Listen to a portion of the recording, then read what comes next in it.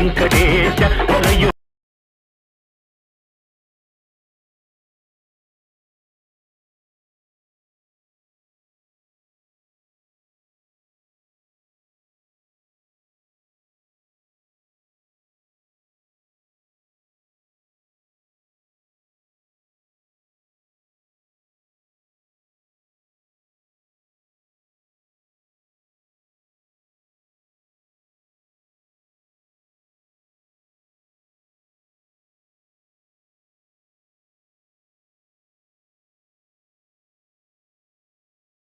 Hi hello everyone, welcome back to my YouTube channel. ಇವತ್ತಿನ ಈ ವಿಡಿಯೋದಲ್ಲಿ ಭರ್ತಾ ಮಹಾ ಸಾಹುಲಕು ವಿಘ್ನೇಶಪತಿ ಮೂವಿಯ ರಿವ್ಯೂ ಮಾಡ್ತಾಯಿದ್ದೀನಿ. ಈ ಮೂವಿಯ ಸ್ಟೋರಿ ಏನು, ಬಜೆಟ್ ಏನು, ಕಲೆಕ್ಷನ್ ಏನು, ಯಾವ ಯಾವ ಭಾಷೆಯಲ್ಲಿ ಬಿಡುಗಡೆಯಾಗಿದೆ, ಯಾರ್ಯಾರು ನಟ ನಟಿಯರು ಇದ್ದಾರೆ, ಹಾಗೆಯೇ ಈ ಮೂವಿಯ ಹಲವಾರು ಮಾಹಿತಿಗಳನ್ನು ಈ ವಿಡಿಯೋದಲ್ಲಿ ತಿಳ್ಕೊಬರೋಣ.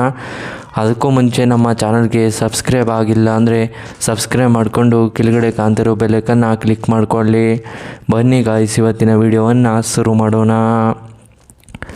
ಮೊದಲು ಈ ಮೂವಿಯ ಮೇನ್ ಲ್ಯಾಂಗ್ವೇಜ್ ಬಂದು ತೆಲುಗು ಆಗಿದೆ, ಹಿಂದಿಯಲ್ಲಿ ಡಬ್ ಆಗಿದೆ, ತಮಿಳಲ್ಲಿ ಡಬ್ ಆಗಿದೆ ಅಷ್ಟೇ, ಇನ್ಯಾವುದೇ ಭಾಷೆಗಳಲ್ಲೂ ಡಬ್ ಆಗಿಲ್ಲ ಅಂತ ಹೇಳಬಹುದು.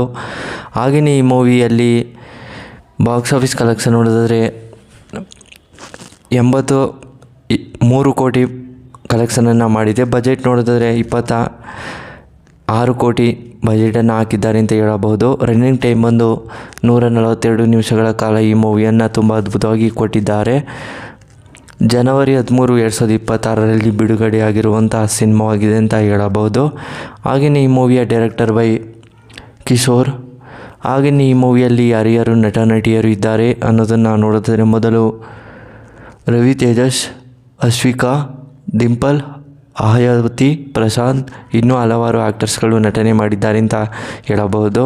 ಹಾಗೆಯೇ ಈ ಮೂವಿನ ಹೆಚ್ಚಿನ ತೆಲುಗಿನಲ್ಲಿ ಆಡಿಯನ್ಸ್ಗಳು ಕೂಡ ಸಿಕ್ಕಾಪಟ್ಟೆ ಇಷ್ಟಪಡುವಂಥ ಸಿನಿಮಾವಾಗಿದೆ.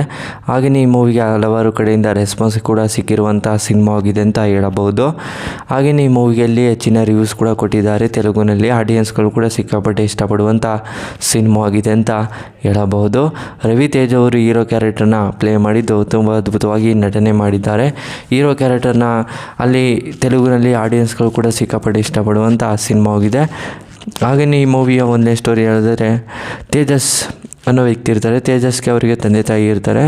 ತೇಜಸ್ ಏನು ಮಾಡ್ತಾರೆ ಅಂದರೆ, ಅವರಿಗೆ ಒಂದು ಫ್ಯಾಮಿಲಿ ಇರುತ್ತೆ, ಅವ್ರದ್ದು ಒಂದು ದೊಡ್ಡ ಫ್ಯಾಮಿಲಿ ಇರುತ್ತೆ, ಅವ್ರದ್ದೇ ಒಂದು ಕಂಪನಿ ಕೂಡ ಇರುತ್ತೆ ಅಂತಲೇ ಹೇಳ್ಬೋದು. ಆ ಕಂಪನಿಯನ್ನು ತೇಜಸ್ ಅವರ ತಂದೆ ಹ್ಯಾಂಡ್ಲನ್ನು ಮಾಡ್ತಿರ್ತಾರೆ ಮತ್ತು ಅವರು ಕಂಟ್ರೋಲ್ ಕೂಡ ತಗೊಂಡಿರ್ತಾರೆ. ಮತ್ತು ಆ ಕಂಪನಿಯನ್ನು ಬೆಳೆಸ್ತಂದವರು ತೇಜಸ್ ಅವರ ಒಂದು ತಾತ ಅಂತಲೇ ಹೇಳಬಹುದು. ಹಾಗೆಯೇ ಅವ್ರ ತಾತೆಯಿಂದ ಅವ್ರ ತಂದೆಗೆ ಬಂದಿರುತ್ತೆ. ಹಾಗೆಯೇ ತೇಜಸ್ ಕೂಡ ಕಾಲೇಜಿಗೆ ಹೋಗ್ತಾ ಇರೋ ಸಂದರ್ಭದಲ್ಲಿ ಅವ್ರ ತಾತಂಗೆ ಕೂಡ ಹುಷಾರಿಲ್ದಂಗೆ ಆಗುತ್ತೆ. ಕರ್ಕೊಂಡೋಗಿ ಆಸ್ಪತ್ರೆಗೆ ಸೇರಿಸ್ತಾರೆ ಮತ್ತು ಅವ್ರಲ್ಲಿ ಗುಣ ಕೂಡ ಆಗುತ್ತೆ. ಮತ್ತು ಕಾಲೇಜಲ್ಲಿ ಒಂದು ಹುಡುಗಿನ ಪ್ರೀತಿಸಿ ಕೂಡ ಮದುವೆ ಮಾಡ್ಕೋಬೇಕು ಅಂತ ಇರ್ತಾರೆ. ಆದರೆ ಅವ್ರು ತೇಜಸ್ ಅವರ ತಂದೆ ತಾಯಿ ತುಂಬ ಸ್ಟ್ರಿಕ್ಟ್ ಆಗಿರ್ತಾರೆ. ಅವ್ರ ಹತ್ರ ಬಂದು ಮಾತಾಡೋಕ್ಕೆ ಅಧಿಕಾರ ಅಂದರೆ ಧೈರ್ಯ ಇರೋದಿಲ್ಲ. ಮತ್ತು ತೇಜಸ್ ಅವರ ಒಂದು ಗರ್ಲ್ ಫ್ರೆಂಡನ್ನು ಕಳಿಸಿ ಅವ್ರ ಮನೆಗೆ ಮಾತಾಡೋಕ್ಕೆ ಅಂತ ಕಳಿಸ್ತಾರೆ. ಮತ್ತು ಆ ಹುಡುಗಿನೂ ಕೂಡ ಮಾತಾಡಿ ಅವರಿಗೂ ಕೂಡ ಇಷ್ಟ ಆಗುತ್ತೆ ಮತ್ತು ಮದುವೆ ಕೂಡ ಮಾಡ್ತೇವೆ. ಆದರೆ ಹುಡುಗಿ ಅಣ್ಣನಿಗೆ ಮಾತ್ರ ಇಷ್ಟ ಆಗಿರೋದಿಲ್ಲ. ಅದನ್ನೆಲ್ಲ ನೋಡಿ ತುಂಬ ಬೇಜಾರನ್ನು ಮಾಡ್ಕೋತಾರೆ. ಹಾಗೆಯೇ ಅವರ ಮೇಲೆ ಗಲಾಟೆ ಕೂಡ ಮಾಡ್ತಾರೆ ಅಂತಲೇ ಹೇಳಬಹುದು. ಮತ್ತು ಆ ಗಲಾಟೆಯಲ್ಲಿ ಏನೇನೆಲ್ಲ ತೊಂದರೆ ಆಗುತ್ತೆ ಅನ್ನೋದನ್ನು ಈ ಮೂವಿಯಲ್ಲೇ ನೋಡಬೇಕು.